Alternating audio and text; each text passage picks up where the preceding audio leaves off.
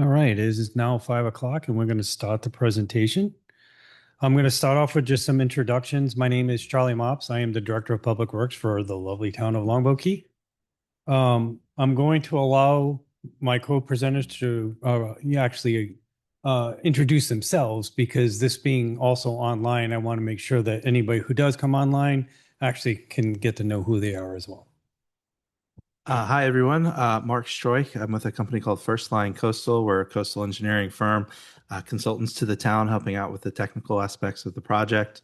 Also online with our team, we have Miss Tara Hollis, who's with a company called Wilden and Associates. They're an accounting firm who are helping out with some of the technical aspects on the financial side. All right, thanks. In the back too, we have Jamie. Jamie works for the finance department, but she's also one of our key members.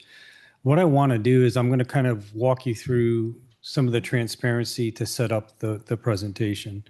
So, um, and I just will ask, can you see that, Jamie? Okay, good. So obviously up online, you can see that this is the navigation button to get to the town's website for the potential navigation maintenance program. If that button ever disappears because there's something greater going on and they need that button, if you just go under residents, the waterway navigation maintenance program site is right here. Clicking either one of these will bring you to this site. In here, we'll have like the Zoom meetings, dial-in options, and everything else from upcoming events. On this side, you'll have briefing schedules, which will include where and when. And if the meeting has already happened, you'll see it will turn into a recording like you see here. So as we're recording these, you can then go back and look at them. They last about an hour, so take your time. If you're bored, really bored, you can watch all four at the same time. But you can actually come back and find out like what are some of the commonly asked questions, what were some of those answers. We like to capture as much as we can, and we actually put them in our FAQs. But we also like to capture your comments via this email address. So if you go to this page, you click on this, it'll open whatever server you're using for your mail. And then you can send us like questions and or comments directly to the team. The team actually gets all of this. In this, though, you'll find that if you click this button, it'll come up with this website.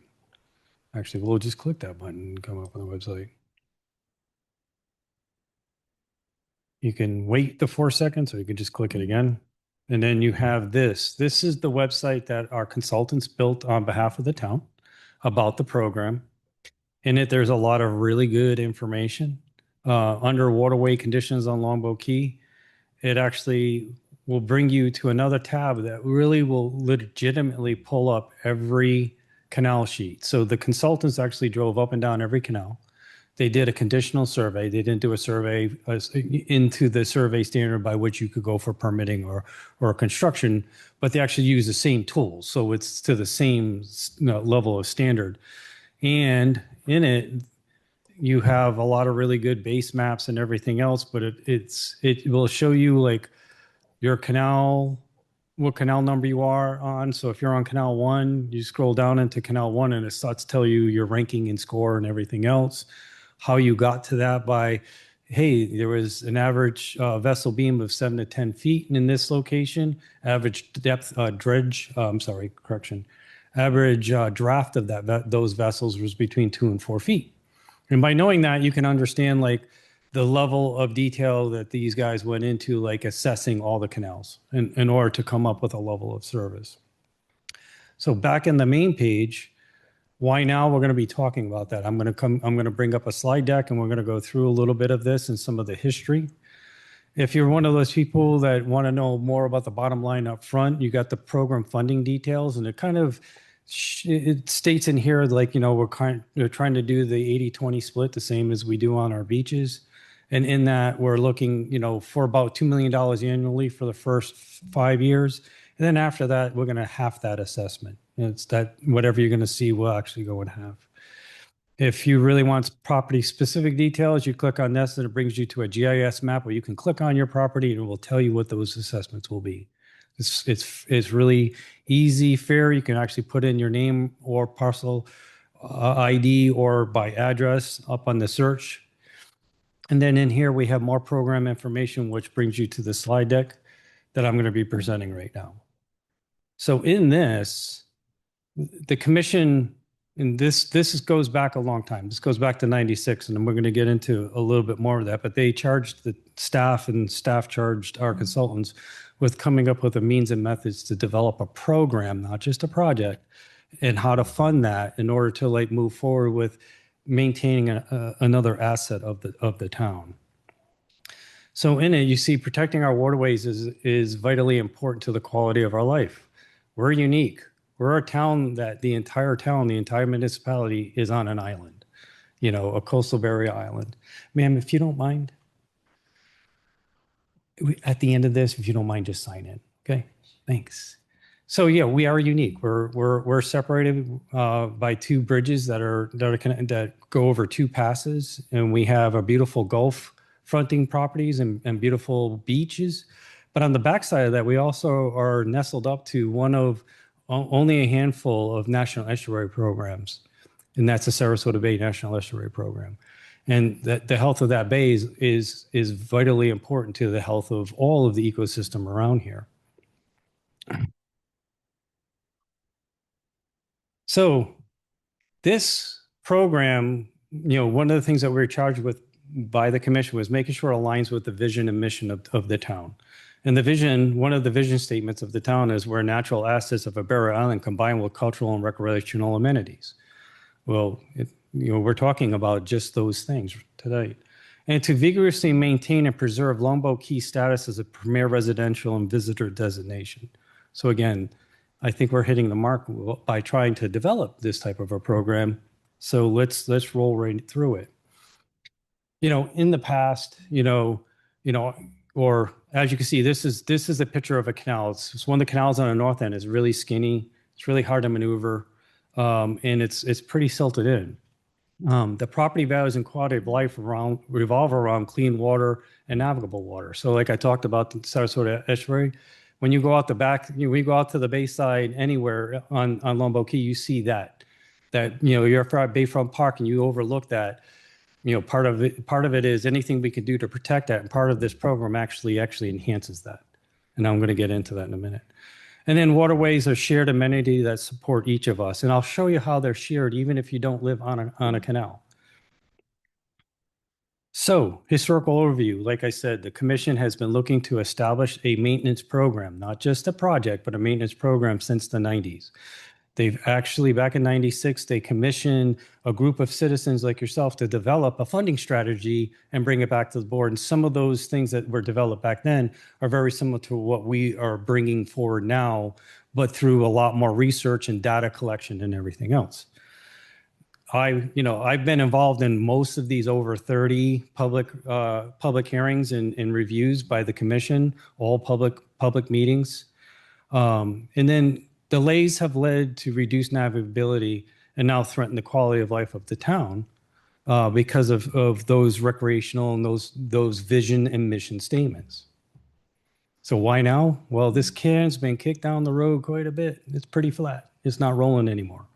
Right now is a once in a generation opportunity to actually move it forward. We had all but two commissioners here at the previous briefing.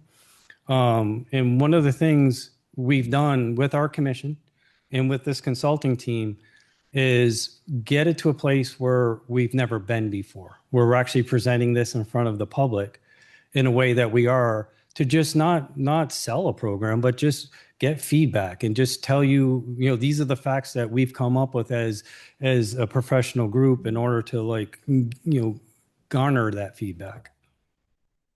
So the plan, what is the plan? It's a responsible phased waterway navigation maintenance program. When I say phased, it's because it was always a pay-as-you-go program. It wasn't like we're trying to get all $9 million and you guys are going to pay back a loan. It's a pay-as-you-go program. So the assessments and the millage are set up so we collect a certain amount of money every year.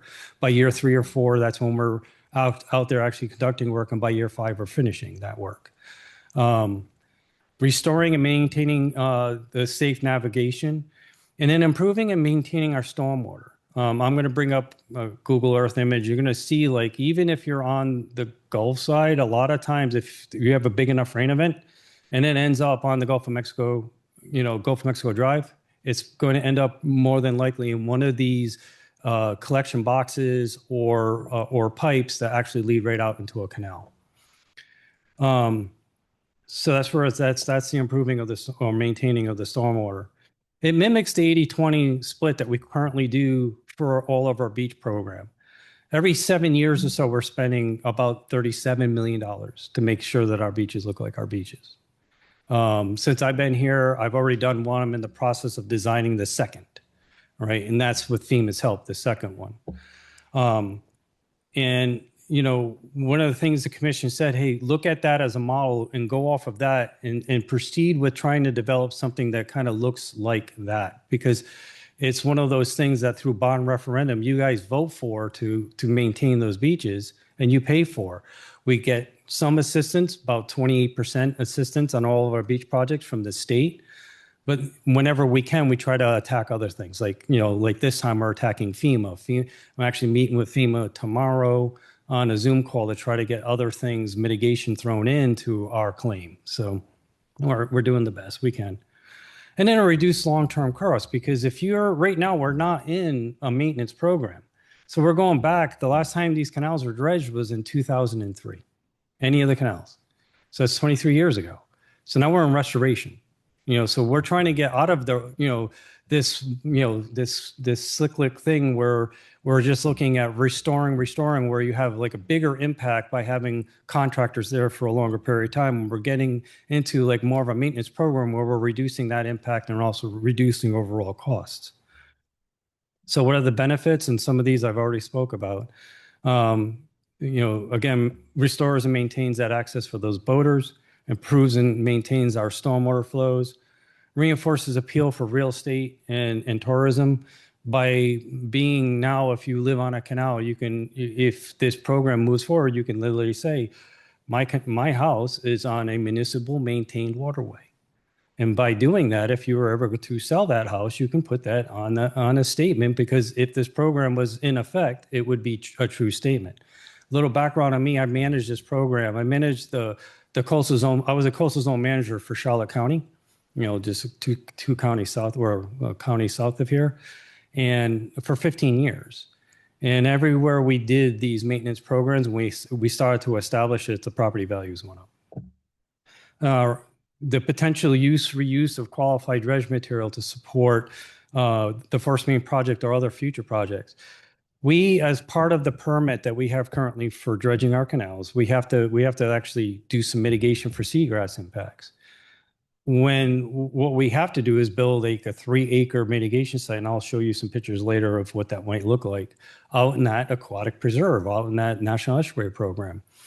And I need dredge material to fill a hole that was created by the Army Corps. I need 24,000 cubic yards or more.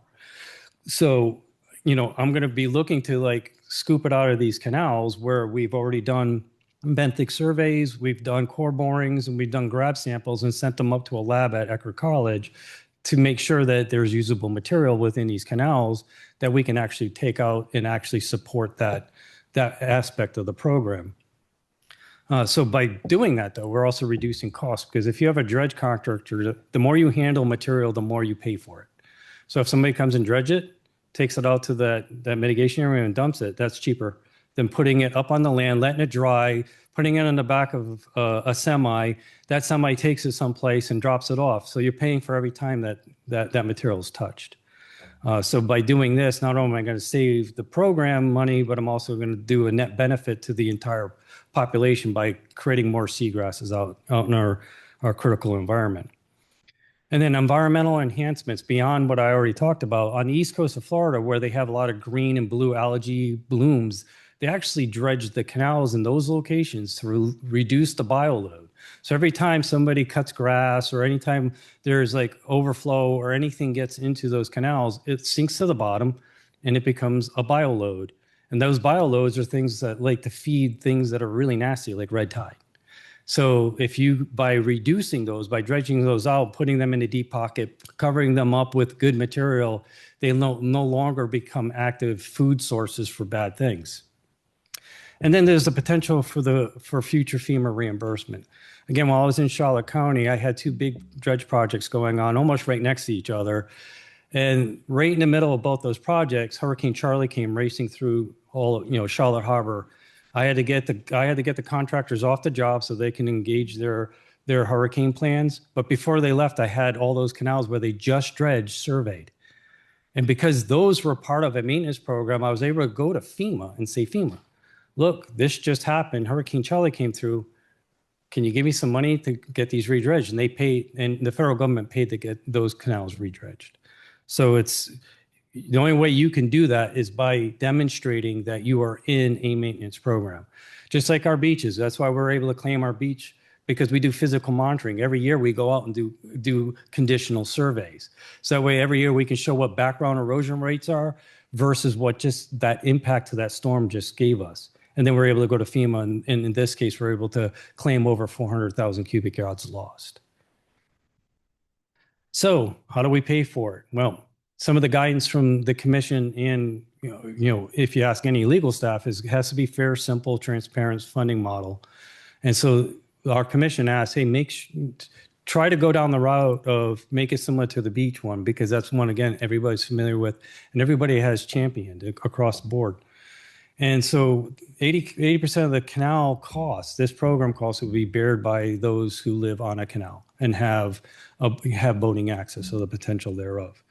20% of the cost will be covered by non-direct access properties. And those are the ones that are like on the Gulf side or even in the neighborhoods where, you have houses and country club shores that aren't canal fronting. So they're not included as canal fronting properties.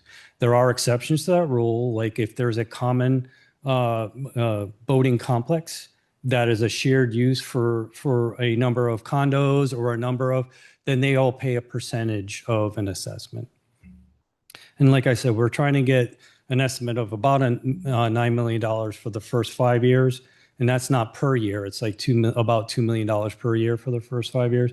And then after that, when we get into maintenance, we're looking at about $1 million a year just for programmatic maintenance. But once we're able to start doing a lot more of that assessment, we start finding out where the shoaling rates are for which canals, we can actually probably further reduce that in the future. But we need that kind of money. So what's the methodology? Again, I said it was an 80-20 split. Up on the top right, you can see, like, if you're a direct access, so in other words, if you are getting the direct benefit of a canal, you live on a canal or any one of those gray areas that you see on the map. And there's another map I'm going to bring up that shows them more clearly. Then you would pay 80% of the program. If you're non-direct access, you don't pay that direct estimate, the $620 assessment fee, you just pay the millage. And the millage is set really low, and I'll show you that in just a moment. So why does it work? Again, we followed that guidance, and we made this fair, familiar, and consistent with past practices. Again, like I said before, it does save money in the long run by having a program and not having to do knee-jerk reactions and trying to go back and do restoration actions. And it enhances the overall community value and island resiliency. And the resiliency part is that the more I can keep those storm drains open, because after Hurricane Helene, I had 8 vac trucks coming out, backing out every storm drain. After Milton came out, I had 8 more vac trucks coming out and clearing those storm drains. If they weren't done between Helene and Milton, could you imagine how much more inundation we would have had? So the more we can maintain that level, that infrastructure, the better off we are. And then I mentioned this before. It minimizes the long-term construction impacts and neighborhood disruptions. When you're going and doing restoration work, you can expect a contractor to be on site for an extended period of time, trying to make right through the lack of maintenance. Once you get into the maintenance part of it, then they're just hitting hot spots. You know what I mean? So they're not in your neighborhood for like a week or a month. They're in your neighborhood for a day or two. Just like when we were building a beach, if I had a small contractor instead of a big one, they wouldn't be making 500 feet of beach a day. They'd be making 50 feet of beach. And so that would have been more disruptive. You know what I mean? So I just want to put that out. And then we're going to get into questions and comments in just a minute. I just want to go through a little bit more of our wonderful and very transparent, in my opinion, because this is a lot of work that these guys did on our behalf. So if we're going to this slide, into this screen, which is part of that main website, or you can literally click to get to this right from the town's website. It's the second linkable thing on the town's website. So if you're back in here and you go into your property assessment detail and you click there, it brings you to the same location. So in here, you could see if you're a blue canal, you're going to be paying you're going to pay the assessment and you're going to pay the millage. If you're a green canal, you would not. Um, I had mentioned this before, like in Country Club Shores, you have this house right here, which is green because it doesn't have waterfront property. I'm not picking on anybody. I'm just going to click on it. Is there a reason why it's not? Stay co-host. Maybe I have to do that. Well, my map is not working. Let's go in here and try to open it again. Make it easy. Yeah,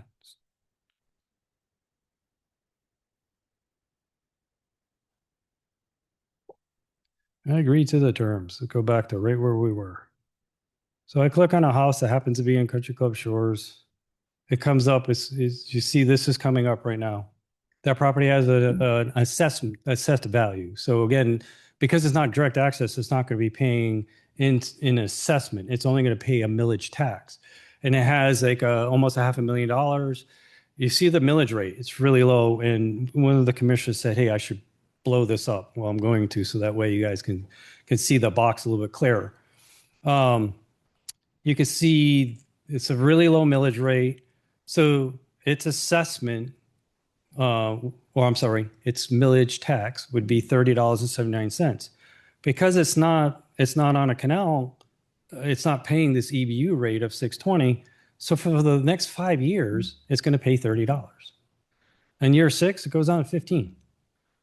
All right. So if we pick a canal that's right adjacent to it, let's scroll it just a little bit, and I pick any of these houses. Again, I don't know who they are. I'm just picking it. Its assessed value is a little bit higher, but it does pay one EBU, equivalent benefit unit.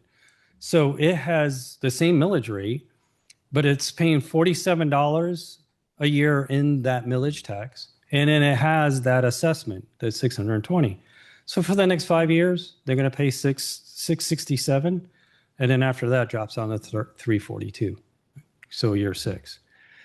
And then, of course, if you go to the end houses, because this was brought up before, go to one of the end houses. Usually they're a little bit bigger of a property, assess a little bit higher because their views are a little bit better. And you can see here we have a $3 million property. It still has that one EBU.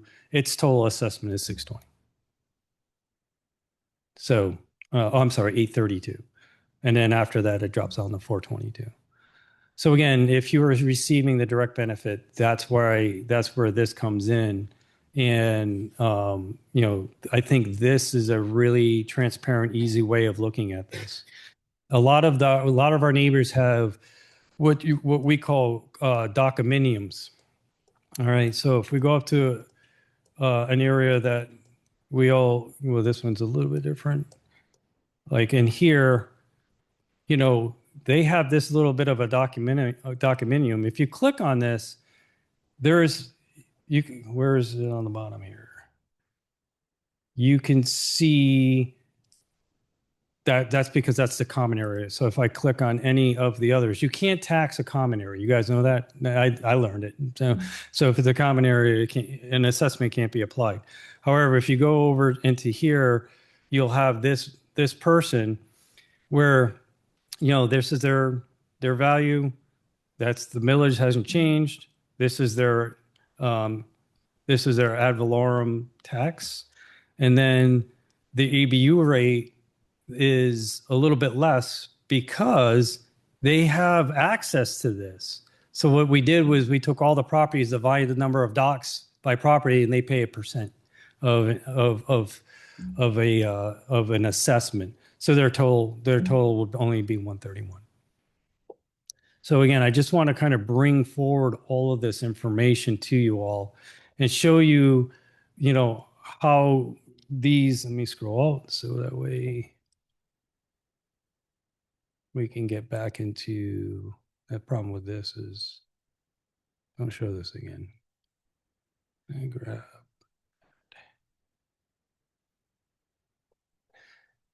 Go back into here.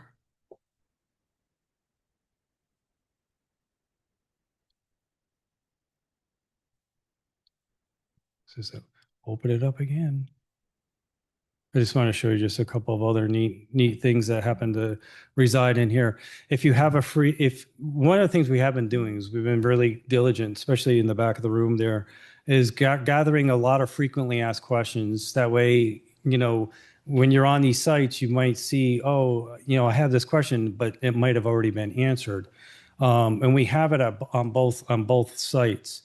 And what I really like is the fact that we're recording everything, so we're being as transparently as humanly possible. We're capturing every one of your questions and/or comments. But if you have a comment, the best thing to do is to just click this, and it will open up whatever browser you use for mail, and then you can just write to us what your question and/or comment is, because we want to compile all those. Because our goal is to in April at the April actually voting meeting is bring all this information to Commissioner Coffin, who actually happens to have joined us, and the rest of the commission to be able to present. This is the public output that outreach that we did. This is the public input that we received, and that way it allows them to make a fair and equitable decision on your behalf. So at this point, I'm going to just open it up to questions, and that way I'm going to keep these open. So in this case, you have a specific question, we can bring up a diagram or something. We could probably answer it on your behalf. Any questions? Up front, I'm going to get a. It's an equivalent benefit unit. So if every house is assigned one equivalent benefit unit, and then like I said, if you have 100-unit condo with 10 docks, then every one of those condos would be assessed 1/10 of an equivalent benefit unit. Okay. We're trying to, again, through one of the things about the the simple thing is we were looking at that. We were looking at number of docks per property and whatnot. The bottom line is, and our consultants, agreed with this, is if you're going to use it, you're going to use, if you have a dock or two, or you have two boats, you're only probably going to be using one at a time. They go up and down that as a family. So it made more sense just to keep it fair and simple. Thank you. In the back. You dread what happens to the pilings of the piers, the docks, and that type of thing. That's the first question. The second question is, did you say this helps stormwater runoff? That's a great point. I didn't bring that up, and I'm going to right now. But as far as the piles stay in place. We're not going to dredge anywhere near them. However, what we're going to do is we're going to reach out to any homeowner group that happens to be in an area by which we're going to have a dredge contractor. We're going to give you their information, so that way you can contact them directly. So if you want to have some dockside dredging, you want to have a couple of scoops taken out from underneath your boat lift because you can't get it down fully anymore, you don't have to pay the mobilization. The town's already paying that. But you can just come under a separate contract with them, work out, because they'll come out, they'll assess your seawall, they'll assess your docking structure to see what level of surface they might be able to provide to you. But as the town, we can't take on that responsibility. Our responsibility is the center line of the road, or center line of the canal. That's the road. From the center line to your dock, that's your driveway. Your dock or your boat lift happens to be your garage. So those are assets by which you as a homeowner would be maintaining. Now, your other question was about stormwater, and you bring up a good one. Here's my Google Maps. On satellite. Man, I'm telling you, technology is not my friend this time. All right, so we're going to go in here, and I'm going to kind of show you, even on like the mid-size of the island, just north of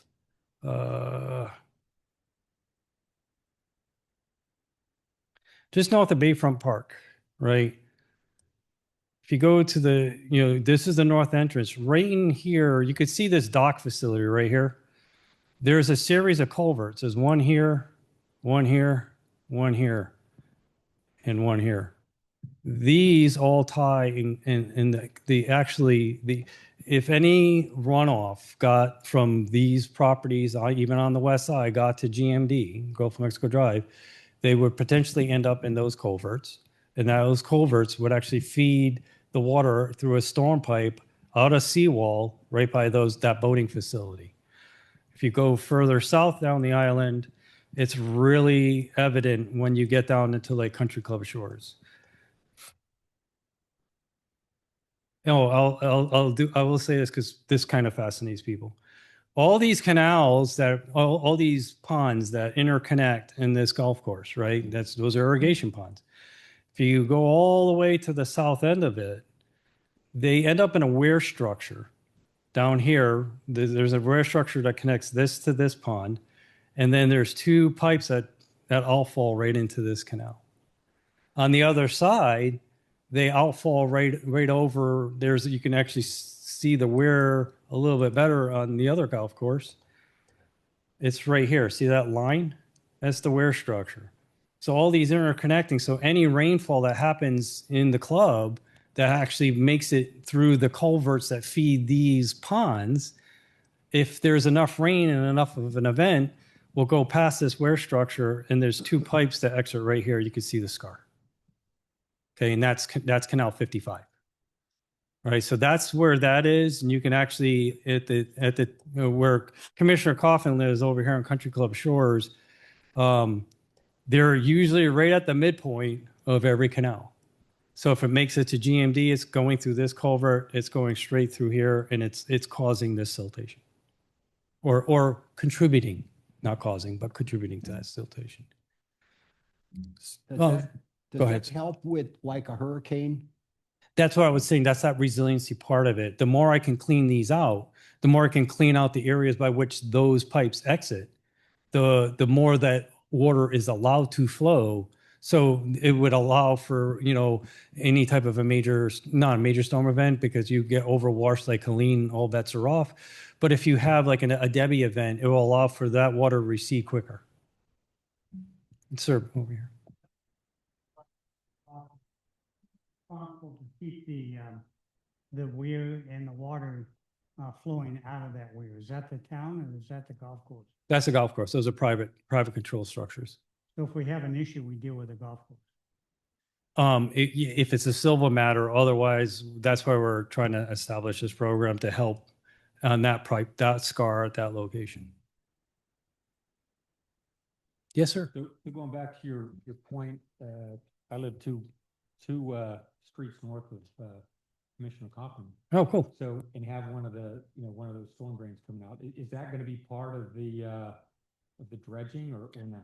No, that's a great point, because I've been sent a lot of pictures too that show like at the very ends of these dead end canals, it looks like a little sandbar. I mean, especially during those winter months that we have, and you get a north wind and it blows all the water out of the bay, and you can see every grass bed and everything else that you can normally not see. Well, you should just imagine what it looks like at the end of those canals.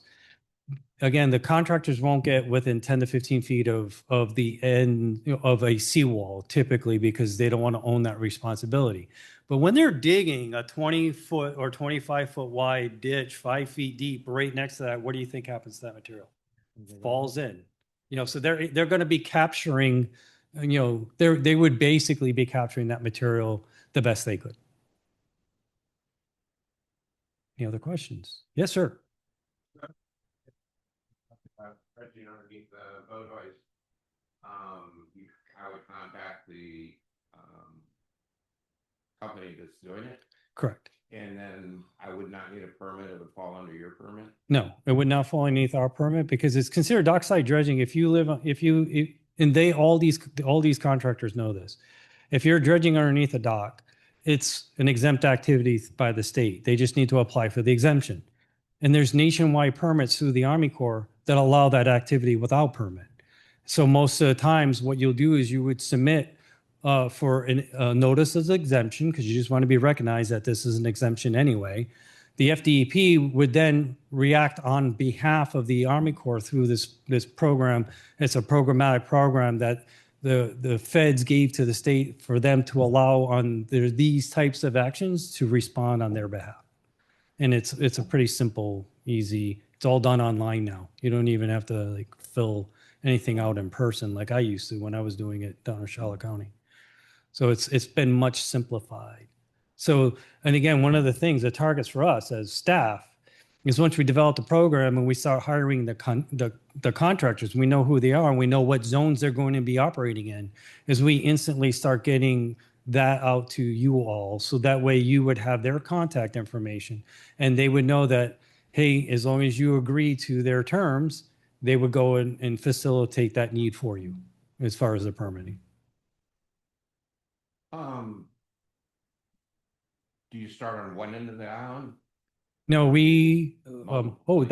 me bring up, you make a good point because right now we have a permit and we have like 15 canals that are tied to the mitigation area. Remember I was mentioning that mitigation area before? So this is what was called Long Bar Channel. It used to be the Intercoastal Waterway. It was dug by the Army Corps in 1889. In 1960, they said, we don't want that channel anymore. We're going to put it where it is now. So that's when they moved, instead of having this as Intercoastal Waterway, they moved it down here. Right. This is, yeah, that's the sewer line. Exactly. That's the sewer line that needs to be replaced. This is Durant Park. You know where Durant Park is? Just east of Durant Park is that sewer main crossing. It goes all the way up here into the Long Bar property and all the way up into the Manatee County, treatment facility. So as part of this program, we pulled a permit because, again, I said we're going to be impacting seagrasses. We pulled a permit to create about 3 acres of seagrass in this location. Well, this location is 12 feet deep. So I need, with that permit, I got about 9,000 cubic yards, but I need a total of 24. So I got to make up 15, 16,000 cubic yards, which means, back to your point, I'm not going to start just on those 15 canals. I'm going to go grab material wherever I can.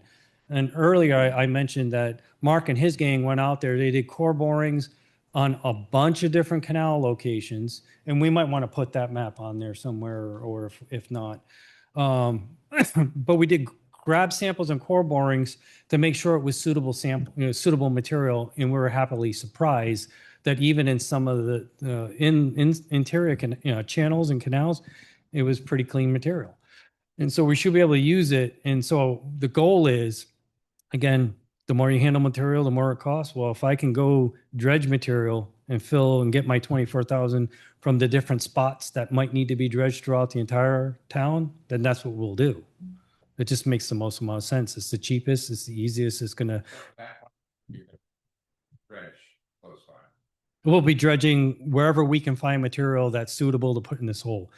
It could be some in here. Could be this access channel. Could be this access channel. It could be any of the canals that might be in here. It's wherever suitable material might exist is where I want to grab it. That is a priority because that has to be done within year one. The minute I put a dredge in and put a scoop in the ground, I have to have this created within a year per the Army Corps permit. Well, yeah, right. So let me zoom out a little bit. Durant Park. Durant. Yeah, so yeah, Bayfront Park, then Durant Park. The fire stations are right there, police station.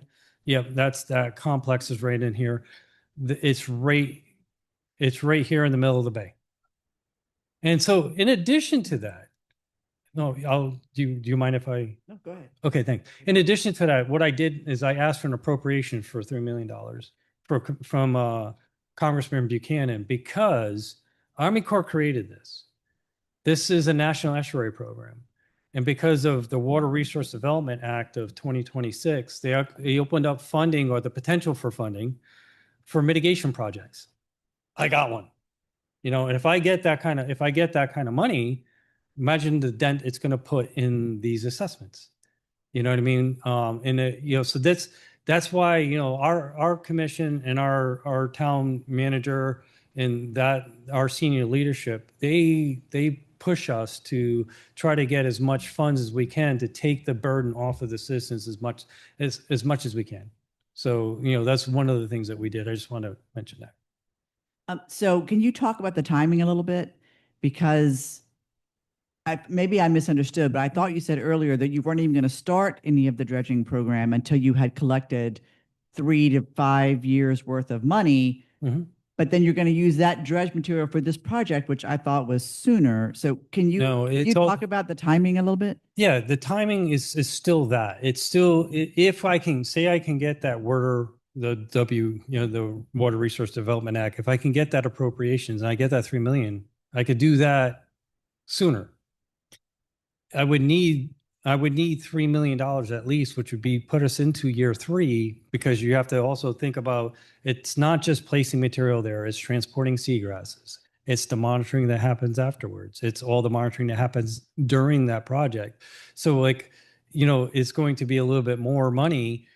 So if we, again, pay as you go program, we would have to wait till year 3 to have enough funds to start doing action construction wise. Hence the reason why we're looking at the potential for that, any type of appropriations or grants or anything. We're out there hunting. So if I can get that cash up front, one, it doesn't come out of your pocket. Two, I jumpstart the program. And so, but you're bringing up a great point, because the other points are this.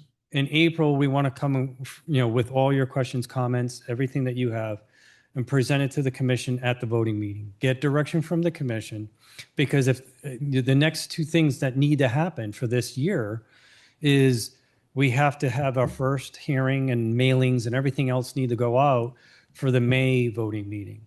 And then the second hearing would be in June to set the actual assessment. And then it would go on your tax bill in November. So basically for the fiscal year 27. So then there would be two years of assessment, so fiscal 27 and fiscal 28, and then dredging would probably start in fiscal 29. 9.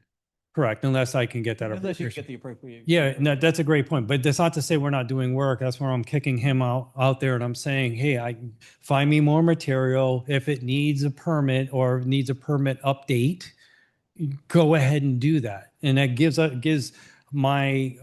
hired guns the time to get out there and do those things that we need to make sure we're not in violation. Yeah. Correct. To get everything correct. To get everything dredged, to finalize their initial push in the program, and then get into our maintenance program. But that's a great point. Thanks. So I still wasn't quite sure what you were saying about the timeline though. Like I just noticed on one of your first slides when you had pulled up, I guess Canal 1 or whatever, and it said this canal was rated D-. Like, will you use that kind of thing to determine, or will it just be because these things are closest to that area, that's where you'll start? Or I just wondering, like, what does the grade have to do with how it falls in the That's a great question. So in the canal sheets with this, and that one's currently a D, we want to get it to a B. That's what you're bringing up. It's not to say I'm not going to go there and grab sand. If I have a contractor, I could have multiple contractors working on this, one on the north end, one in the middle, maybe one on the south, all working in unison. Or some of even our local dredge contractors have 3-4 dredges that they could come in and hit multiple locations, have the targeted reception site all sealed, so we're not like spilling off into the grass beds there and creating siltation, which are not allowed, making sure all the environmental rules and regulations are being followed. But we would be hitting everything that we could that had suitable material to fill that hole, because they need quite a lot of it, Like, do the remaining canals get prioritized by the canal sheets. by how bad the score is? Correct. So once you've dealt with the initial filling in the hole, Yes. then you kind of start with the F canals and work your way. It's more or less. I mean, it's the perfect starting opportunity, right? And then what you would want to do is, in that case, when you start getting into maintenance type activities, even beyond that, you want to geographically group work. And by doing that, what you're doing is you're limiting the cost and mobilization. Multiple, maybe they have to have only one spoil site to manage the spoils after we fill the hole. So that way it gives the contract a little more flexibility and a little bit more like you're going to be in this zone because travel distance on a barge costs money, so you try to do it that way. And that's one of the things that's why we hired these guys. Because, this guy was the dredge engineer for Manson Dredging, one of the largest dredging firms in the world. And so he developed the stuff through a different type of funding analysis. He actually uses production-based, what is it? Production-based estimating model. Yep. Yeah, he was a production-based estimating model in order to come up with more realistic numbers.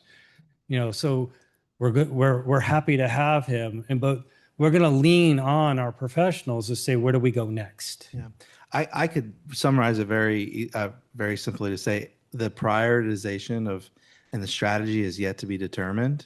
It's complicated, as Charlie's mentioning to you, all the different factors that we need to consider as to who gets prioritized first, second, last. But one of the driving forces is certainly the current condition of the canal. Another significant driving force is also our ability to access suitable material for the mitigation site. Those will all be considered. By the way, Charlie, on the website, if you could pull that up really quick, since we were talking about letter grades A, B, C, or D, if you were to scroll up to the top, drop down waterway conditions, and then if you click that little toggle there, it's actually interesting to see. You can see what sort of our targets are. So this is what our target is with the existing plan. And if you hit the toggle again, this is where we're at right now. So you can see we have quite a few D's and F's, and we're trying to get rid of those D's and F's. We're trying to get to a C and above. grade. Yeah. I know if I came home with that kind of report card, I would have been in trouble. So, yeah. So I know it depends on probably the length of the canal and all that, but how long does it take to dredge a canal? Because assuming if they're fairly small, all your dredging, we can't use the canal. Yeah. In that there's so many variables that go into that, because the width of the canal is also a limiting factor as to how big of a dredge you can get in there. So if you have to go in there with a smaller piece of equipment, it needs to do a lot more work in order to achieve that goal. If you can get into, some of the bigger canals with a bigger piece of equipment, their time on target won't be as long. Generally speaking, not more than a few weeks per canal, generally speaking. Some of them are as quick as a couple of days. There might be a few that linger in the months category for some of the worse off conditions, but generally speaking, not more than a few weeks. Your meetings and paper and heart. Same thing. This is number 4. All right, this is number 4 in this platform. What we're going to do is we're just changing our location, but we're keeping the platform. And we're going to go to Bayfront Park and have 2 more, just in case some of the residents on the north end weren't able to come down and see it. Plus, it's just a change of location, just in case it might attract other residents. We're trying to reach as many as we can, and we're trying to record all of these. And again, like I said, if at any point in time you want to revisit, the first 2 are already posted, and then you can actually, these will be posted within the next week or so. So all these recordings, all the questions, all the comments, everything will be out there and as transparent as possible. And it goes on a ballot? Doesn't go on a ballot. Because of the way we're not asking you, to borrow money, so because this is an assessment and a millage, taxation, this is all via the commission. And again, all the commission meetings, and I mentioned they're going to be the next from April, May, and June. Those are the 3 voting meetings that we'll be attending to try to get, you see if this will get passed through. You can, public comment is always welcome at those as well. Any other questions? If you don't mind, this gentleman, he's been up and down like 3 times, and I want to make sure we get him. A lot of the questions have been answered, so I want to thank everybody here for that. But the one question I have is that this seems like it's been a long time coming. And so the expectation would be that through June, something like this will pass. My question is, what if it doesn't? What's the backup plan? No, there really isn't a backup plan. The backup plan would be like direction from commission would be, hey, what we're hearing is this. We're kind of on the fence about this. Could you guys go and research some more? Can you come back with a different option? There might be something like that either if it can't be decided right at that May, June option, that we might need to go back to the drawing board. Doesn't mean I'm still not pushing for that appropriation. Still doesn't mean I'm not going to try to like move forward some action, because I think creating that seagrass mitigation area is not only a benefit to the town because it's going to remove dredge material from our canals, but it's also a benefit to the National Estuary Program, which supports us. They, you know, they were the ones who funded this living seawall at Bayfront Park. You know, so it's a shared amenity. Our bay is a shared amenity, and anything we can do to make that better, I can maybe use that appropriation to get part of it built. You know what I mean? So there might be something down the road, but it's, you know, really that's going to be a commission question when we get there. Okay, thank you. What, what happens if FEMA doesn't come around and give you the, the permits when they should and so forth and so on? I live on Norton Street and we're still waiting to have Well, that road yeah, fixed. but none of these permits are from FEMA, so thank God. All right, so the permits we're looking for is FDEP, which we got your Swift Mud, which is FDEP permit within a couple of weeks, you know, a month. Even at the modification that we had to do for Norton. So state agencies and the Army Corps federal agency, if it's been dredged and it's maintenance, it meets their exemptions. So, you know, the permitting's way easier. If we have to permit for a new or like a new canal that's never been permitted for, those could take up to a year. Yeah, well, by the time that they got around to getting all the permits and everything from FEMA, now the price on Norton Street went up $1 million. No, So that we're was getting more. that job done either. You know what I'm saying? Yeah, no, but that's something completely different. We can talk about Yeah, that. I know, but just wondering, Yeah. what's gonna happen. If I'm understanding this right, then when we get our taxes, we're going to pay our $600 or whatever it is because we're in country club shores. Mhm. And then do you guys get the money and then do you invest that money? Or what No, do you the do? money actually feeds, a GL string would be established to collect the money, and it's already has been established. This is what we've been using, was remaining money from an old program in order to fund all of these consultants and these experts to kind of get us to this point. But what it would do is it would go into that fund, and it's earmarked for this program. It can't be used for anything else. Invest that money then? That would be a finance question. I don't know. Yes, it would be invested. We have many of the other programs and stuff after this that they've been collecting. All of it is invested. You can see it on, oh, sorry. I believe you can see it on the website on our financials that are posted. But we do have investment meetings every quarter and you can come. I think we have got over 45 million with Chandler Investments that they do handle that. You know, a lot of times those investments help drive down the millage, help drive down the further assessments and stuff like that. Any other? Oh, ma'am, you had a question. You said in 2003 the canals were dredged. Yeah, that was the last time. Were they dredged to this extent? They were. Those weren't maintained. It Correct. 23 years of no action has led us to the point where we're at. Now, again, the commission tried to set up a program to do this, but especially there was a hard push in right after 2003, after that dredge, in 2005. But what happened in 2007, 2008? We went to a recession, and anything wasn't geared towards a canal at that point. It was geared towards keeping the lights on and keeping level of service.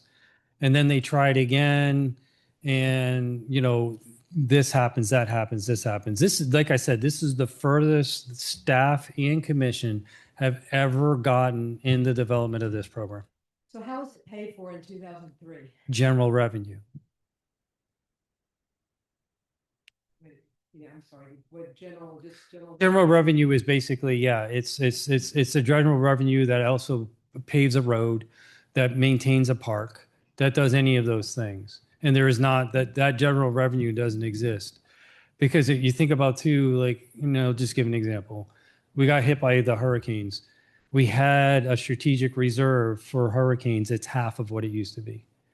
Okay. And the only reason why we're able to do and affect change as quickly and as effectively as we were to get basically operational by Thanksgiving, which was a directive. was because we had those strategic reserves. And so right now, what we're trying to do is get those reestablished through our general collections and our millage. General, how much did it cost us to clean up the roads and everything to get back into into the island? I don't have that factor figure on the top of my head. I'm sorry. I do Is not it know. somewhere? I don't know. We'd have to ask Sue or somebody, but it's in the millions because we spent, because again, just like anything, you have to front the money before you get reimbursed from FEMA. But I know that we spent probably in the area of $5 million just in debris cleanup Okay. and debris removal alone. That doesn't account for all the utility corrections, the rebuilding of control panels for all your lift stations and everything else. That's just that. Rebuilding the 2 docks, rebuilding of the 2 parks, which are still ongoing. So, we far exceeded the $9 million we're asking for here in just that recovery effort. When you Or talk about more the stations being lifted up for the electrical. In Norton again, at the end of the road, our electrical boxes are like so high. Right. When I asked why 2 houses up the road, they were this high, they said. Ma'am, again, I'll get with you after if you have, unrelated to the canal or the navigation maintenance program. Let's just get together afterwards and I'll try Okay. to answer your questions. Yes, ma'am. Question for you. I'm not familiar with the canals because I do not live on a canal. Yes, ma'am. But if one of these canals is graded that it's horrible and people can't get their boats out, have they been actually doing anything to dredge their own canal? Because it's kind of like their driveway, right? No, Have they been doing the anything to canal, fix it's so they can get their boats out? the canal itself is like a street. Like Or all of, driveway? no, it's a street. The center line of a canal is a road. Like if you look at here, this is Birdie Lane. That's a road. The center line of this would be like a road. Anything off that center line would be their driveway. Their dock or their boat lift would then be their garage. So, maintaining the center line of the canal is only thing that we're looking to do in this program. Yeah. That one, which is D minus, so we got a self-interest question. Yeah. Like that canal is shallow enough, particularly after the storm, that at the mouth of the canal that opens out onto Jewfish, at low tide, you couldn't get a boat out. Even at high tide, it's maybe 2 feet deep. If you get too close to low tide, it's like a foot deep. I've never even tried to go out at low tide because I think my guess is it would be dry. Like I think it would be dry. So you just don't take the boat out at low tide. That's kind of how you deal with it. Yeah, you just don't take the boat out. You just don't, you make sure to keep your up to get your boat out, and you hope you get back. You get out and bring your neighbor's house. Oh, yeah. Yeah. Get back before low tide comes, because otherwise you'll be parking at Marvin. Worst place here. It's what's great about these. You wouldn't believe. I mean, Commissioner Coffin spent almost all of these. The inner, the conversation that happens that is like education between neighbor to neighbor. It's amazing. You know what I mean? So it's this is why we're doing this. You know what I mean? I have a question for the gentleman in the audience. What do you think about a D minus? Is that an appropriate score? Do you think it's an F? Well, I think it's supposed to be non-navigable. Yeah. I mean, at low tide, I think our Yeah. canal is not. Right. Yeah. At high tide, it's navigable, barely. Mm-hmm. But because even at high tide, I mean, like I almost never take our boat out. And the depth finder almost always goes down to probably a foot and a half. Yeah. I can tell you, I've personally been up and down Canal 1 at least twice, and I'm familiar with with what you're describing. It's Uh-huh. Yeah. Right.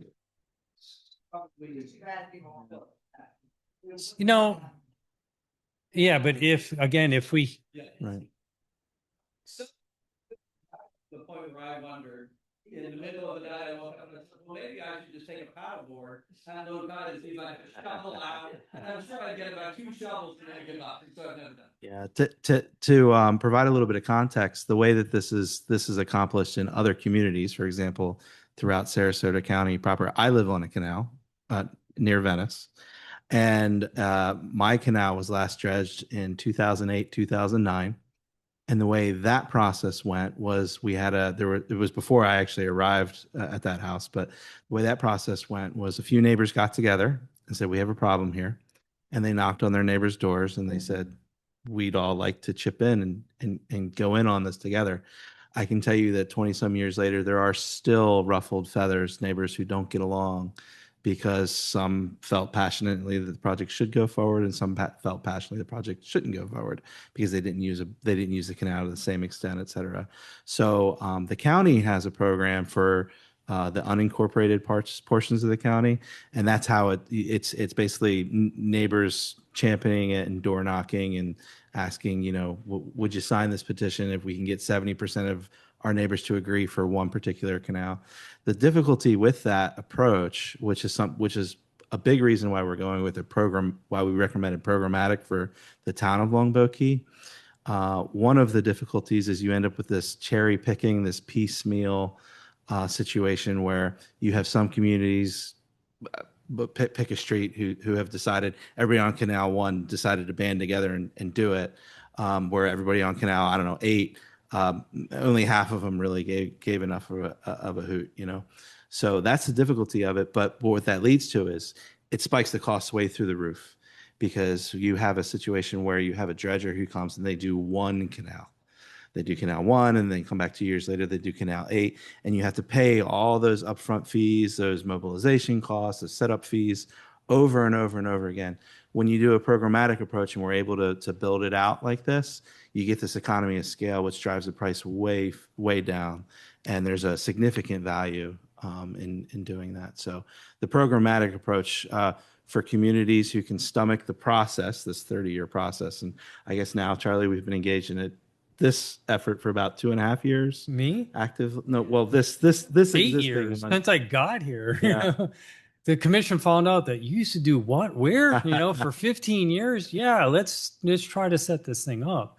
And that's when I, went through every document from the 90s until now to try to come up with like the legal opinions, the how they had like that community group that was the Canal Assessment Community Group, and they were having meetings internally and coming and presenting to the commission over and over and over again, and then finding every permit that associated with any canal. That was a hunt. Even because prior to that there was dredging, early 80s, you know what I mean? And so finding all those permits and trying to link them together so that way I can provide it to groups like this so they can move it to the next level. But we've been working on this for the last 3 years together. Before them, there was another consultant that was hired with another consultant for economics in these assessment development. It didn't go over well. That's when it was too convoluted, complex, going into the weeds, getting so confused that it went over like a fart in an elevator. Sorry, but it did. I mean, it was just not good. And so we hired these guys, and again, with his approach to who developing the financing and having that background and that level of knowledge, Wildham was instrumental on developing our setting up the undergrounding assessment that we all know and love, or not. But they were that consultant that helped us with that. I think they also helped us even with the beach and how to get to the 80-20 split back in the day. But we brought on people that were recognized professionals that not only would the commissioner back, but also the citizens would, because they're used to dealing with them and the level of professionalism. I mean, the simple fact is when I used to do this in Charlotte County, we never had a website like this. We never had a programmatic website that's never going to go away, that's always going to be in use and always going to be updated. And it's going to be as transparent as it is. And so when your canal gets dredged, guess what happens to your canal sheet? It gets updated. Guess what happens when we go out there and we start doing your biannual inspections of the canals to see what the conditions determine shoal rates to further the program in the distant future. That stuff could all be captured here. It will never go away. This is, in my opinion, just from a professional that's been in the marine and coastal now as your, the director of public works and doing everything I've been doing for you for the last 6 years, I've never seen anything like this where, you can at a fingertip and a couple of clicks get to any information that you might need. I want to go to this gentleman. He has the mic. Thanks. Question, and I compliment you on what you've done, how well it's been done, and the cost may seem relatively reasonable. But anytime you open up a special taxing district, there's a possibility of lots of future liability as well. And hearing your ideas for the future, which all sound great, what keeps this from being uncapped to the 80% No, property because owner? no, that's a great question, because if you were to change this, say we're reducing the millage at year 6, like we're programming now, we have to come in front of the commission, because if we're going to up the millage, up the assessment, or do anything different than what we're doing now, we have to come in front of the commission in public hearing and public meeting to have them adjust that assessment. So yeah, but that, again, our commission is amazing. You've never, I've worked with many of them. This is the best one. I'm not just saying that because Commissioner Coffin's sitting in the back of the room, but no, I'm honest. Like, they really have your backs. They want to know what you have to say. And when you come to a commission meeting and during public address, that part of the commission meeting or public comment, they actually listen and they'll take it into effect and they'll base their decision on a collective of information that's being provided to them. So no, I mean, we couldn't just do it. Staff couldn't do it. It would take another commission action to adjust those rates.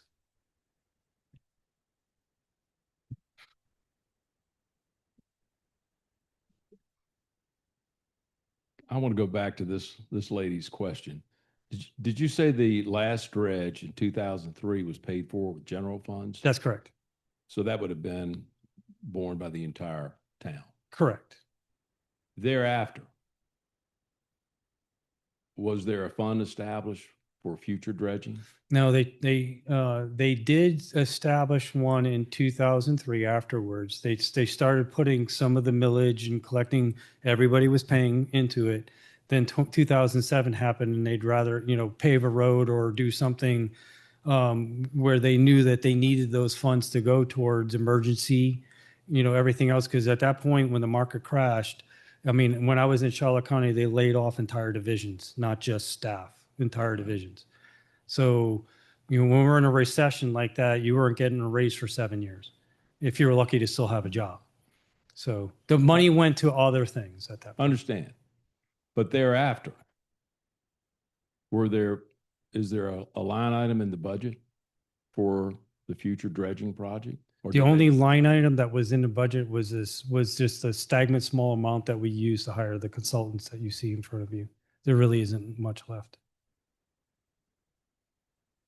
But was there any reason why the town didn't establish another funding project for through the general funds, knowing that there was going to be a need for a dredging? They decided to go down this route of coming up with a separate funding strategy in order to create a program that would carry it through into the future. Okay.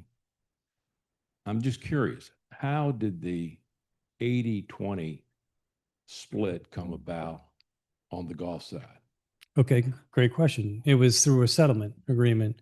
The 80-20 was something that was developed through a group like I said, Wildham and them, to come up with how that was going to be done. And with that, it's done because through bond referendum, in other words, we have to go out, get a vote, collect up to, like last time was up to $33 million in order to facilitate the beach program. All right.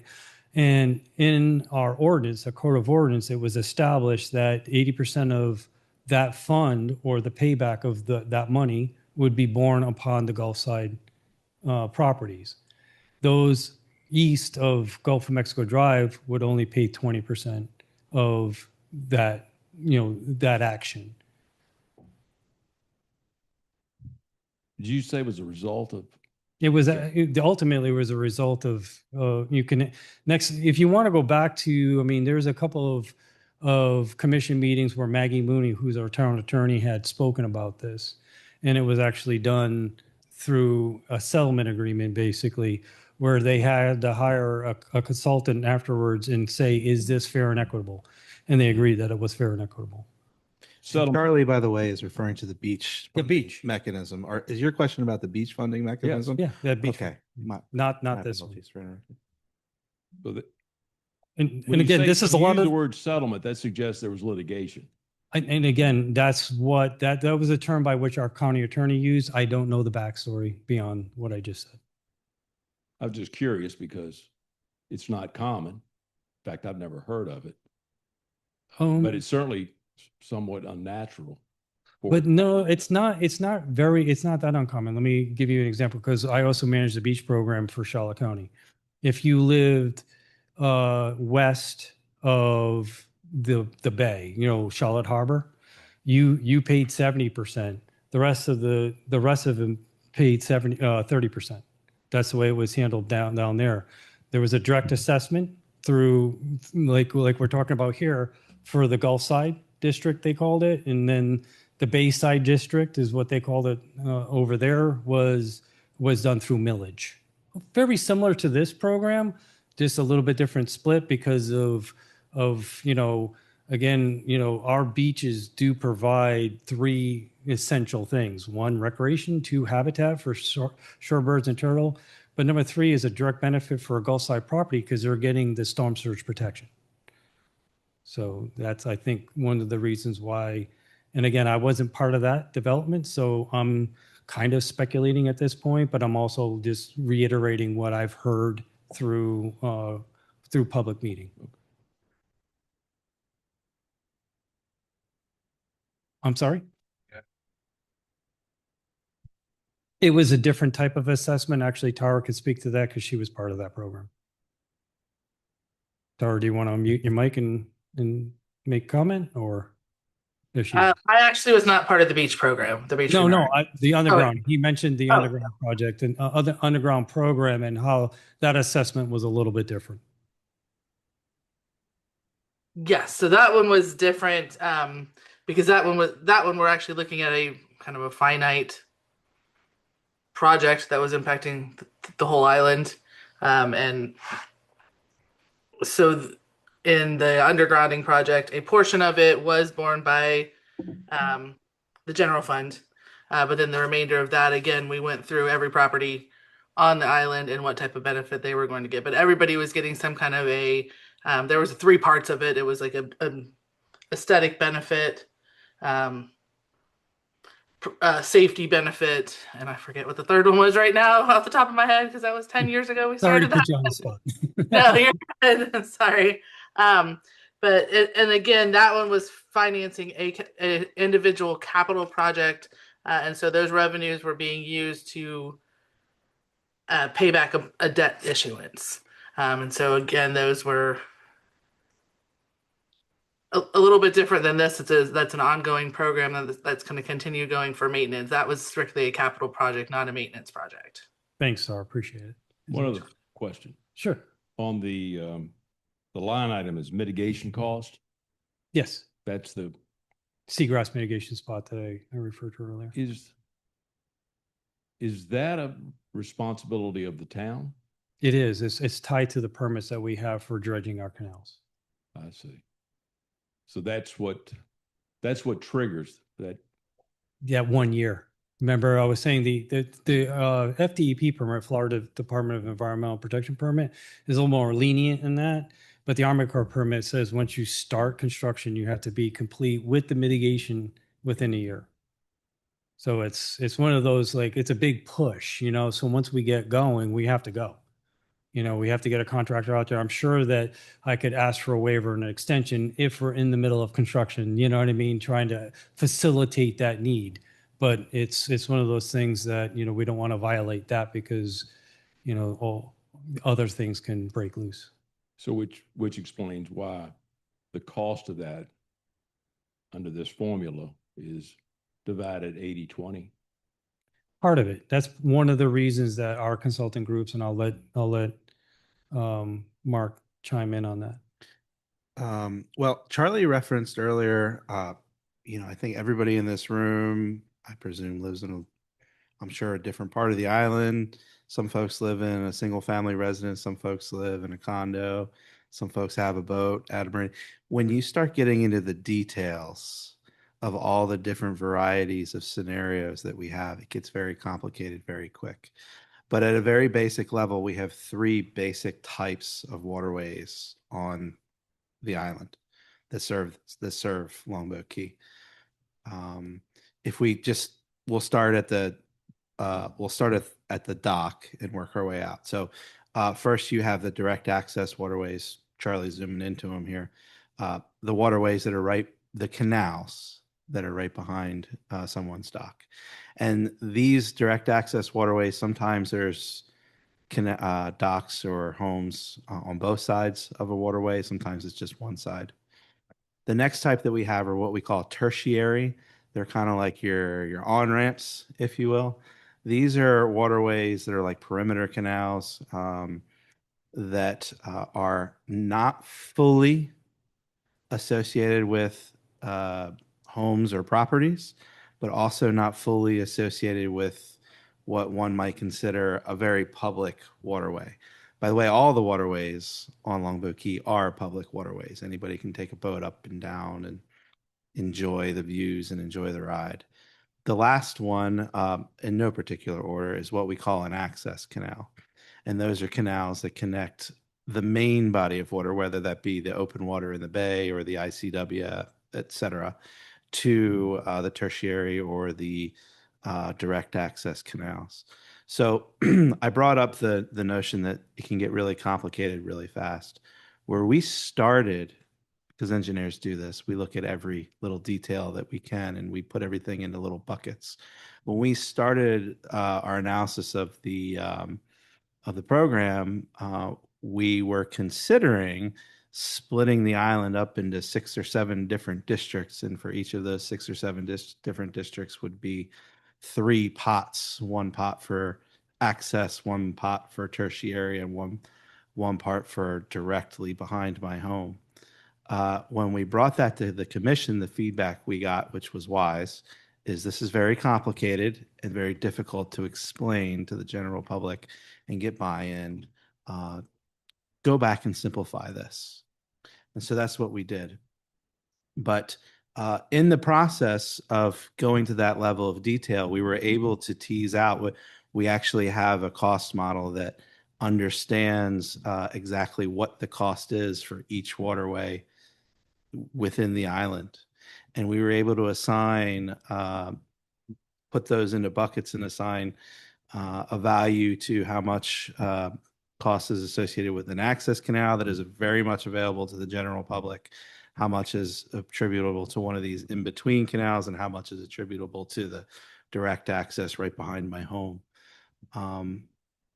I won't risk trying to quote for you exactly how much the percentage-wise fell into each of those buckets, because I would probably step on my tongue. But I will say that it just so happened that the 80-20 split worked very well with the arrangement that like that long access canal that you see there, that worked out very close to 20%. And when we shared that anecdote with the commission, I think we all saw some light bulbs going off, because it was a little bit reflective of the 80-20 split on the beach side for the beach program. And so that's a little bit of backstory, maybe a little bit inside baseball on how we ended up at the 80-20 for this. Yeah. And then the other benefits that we already previously talked about, one's the creating of that seagrass mitigation area, which is going to holistically benefit Sarasota Bay. And then the other one was the drainage aspect of it, which are also contributing factors towards that entire 80-20 split goal, initial goal. And, like he said, I mean, you have some pretty big access channels, but you also have a lot of pretty decent perimeter channels that go along that I know boaters use these in order to go to the backsides and go fishing, and they'll come through into Bayou Hammock, on the backside. And sometimes when the weather's rough, they'll come in here and circumnavigate the perimeter channel of Bay Isles. And they'll come in back here and they'll fish these flats, because that's where the primary fishing is. So that's part of that. Like, hey, we live on an island, but these are some of those great things that you have access to that a lot of people don't. And, being more of that holistic approach, it just kind of seemed to pan together that the 80-20 split was the right way to go at that point, especially when you have access channels, perimeter channels that are more holistically used versus these upland that actually did kind of almost equate to that 20%. You add the drainage, you add some of these other things that we've talked about, the fact that as a community, we can create acres of seagrass out here that's just going to benefit fishing and water clarity and everything else in the future.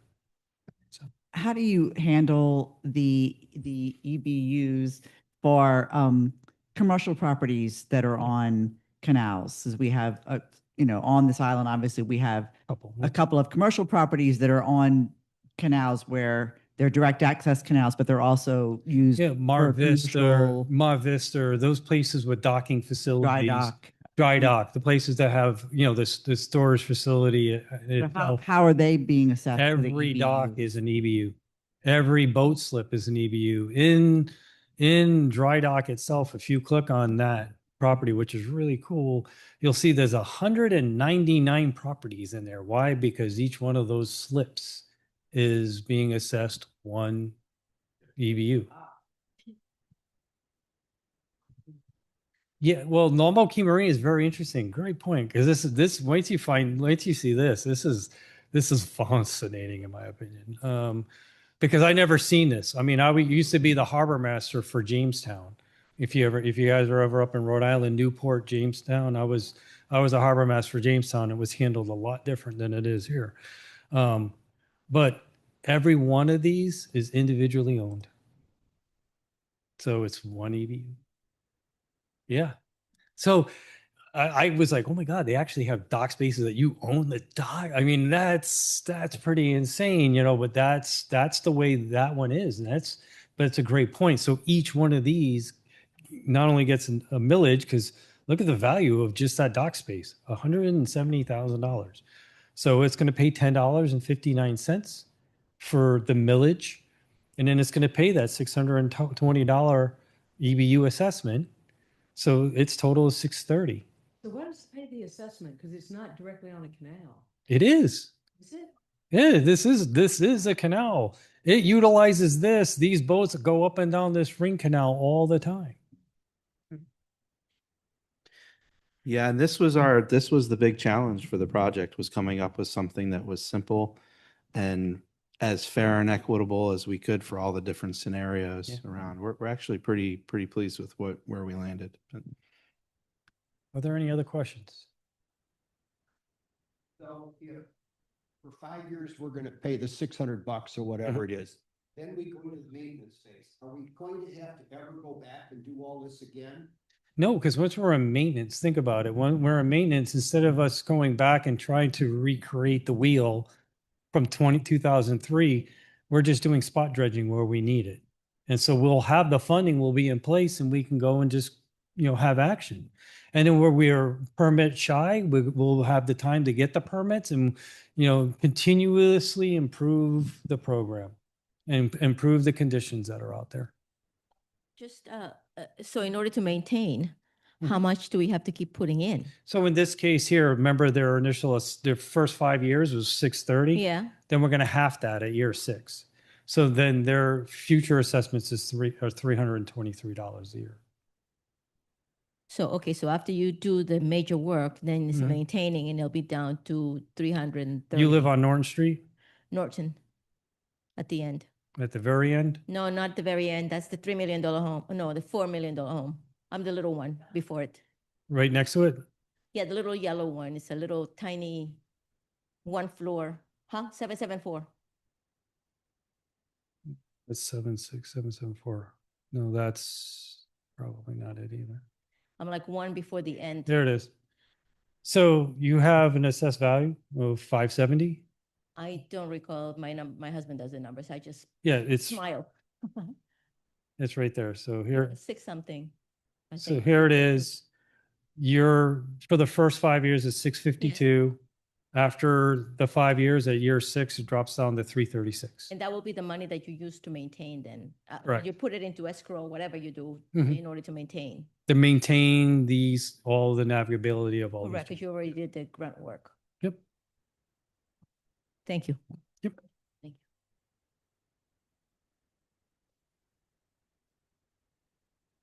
Are there any other questions? Area that is like, people can walk across the beach. Well, what's interesting about Jewfish Key is if you do some research, the 5 or 7 owners of Jewfish Key, they own these. So they're going to be paying in the assessment and in the millage because this is their documinium or whatever you want to call it. Even though they have docks coming out of Jewfish. Right, but we're not dredging. This is the intercoastal waterway. We're not dredging. There with the flattest, like as you Yeah. cross the Yeah. Peanut Beach. We're not dredging anything in and around Jewfish. The Corps of Engineers supposed to clean that up? Or who The did- Corps of Engineers in 2027 is coming through and dredging this stretch. Yeah, 'cause you could walk across water there. In certain times of the day, you can walk across water. As a matter of fact, I've been trying to get a hold of our consultant team and the Corps consultant team to make sure, because in 2027, we're also going to be laying this redundant force main project. So I want to make sure they're out of our way and we're out of their way. I don't need them dredging over my brand new pipe. That's not a good thing. All right. Any other questions? All right. Thank you. I appreciate it. Thanks for your time.